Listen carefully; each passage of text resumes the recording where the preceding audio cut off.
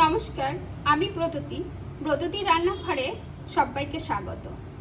আজ বানাবো তালের বড়া। আর এই তালের বড়া বানানোর জন্য পারফেক্ট একটা উপকরণ হওয়া কিন্তু ভীষণ দরকার। তা না হলে তালের বড়া খেতে একদম ভালো লাগে না। দেখো, তালের বড়ার উপকরণগুলো যদি ঠিক হয় তাহলে বাইরেটা এরকম মুচমুচে হবে আর ভিতরটা এরকম সফট থাকবে। এটা খেতে কিন্তু খুব ভালো হয়। তোমরা অবশ্যই এইভাবে একবার বানিয়ে দেখবে, তোমাদেরও তালের বড়া পারফেক্ট হবে।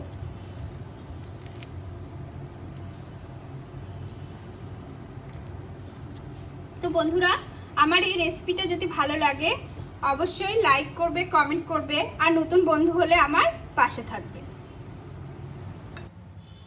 তালের ক্ষীর বানানোর জন্য আমি এখানে একটা বড় পাত্রে 2 কাপ মতো তালের শাঁস নিয়ে নিয়েছি। এবার এর মধ্যে দিয়ে দেবো 1/4 কাপ সুজি, 1/4 কাপ চালের গুঁড়ি,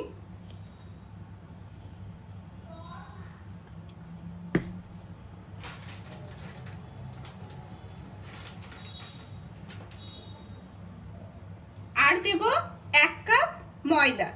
তবে ময়দাটা যদি কম হয় আমি পরে অ্যাড করব। আর নেব 1 কাপ চিনি। মিষ্টিটা তোমরা যে যেমন খেতে পছন্দ করো সেই পরিমাণেই নেবে, তবে তালের বড়া একটু মিষ্টি মিষ্টি খেতেই ভালো লাগে। এবার আমি এটা ভালো করে মিশিয়ে নিচ্ছি। আর দেব এখানে নারকেল কোড়া, 1/2 কাপ মতো আমি নারকেল কোড়া এর মধ্যে দিয়ে দিচ্ছি।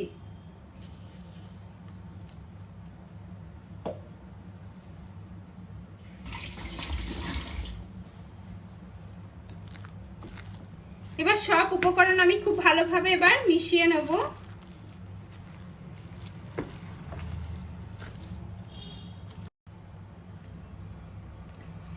আমার এখানে ব্যাটারটা একটু পাতলা ছিল, সেই জন্য আমি এর মধ্যে 1/2 কাপ মতো আবার ময়দা অ্যাড করে নিয়েছি।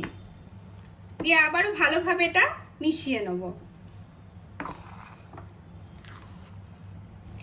আমার ব্যাটারটা মাখা হয়ে গেছে, দেখো ঠিক এইরকম হয়েছে। এবার আমি এটা 10 থেকে 15 মিনিটের জন্য একটু রেখে দেবো। তারপর একটা কড়াইতে তেল গরম করে আমি এগুলো ভাজবো।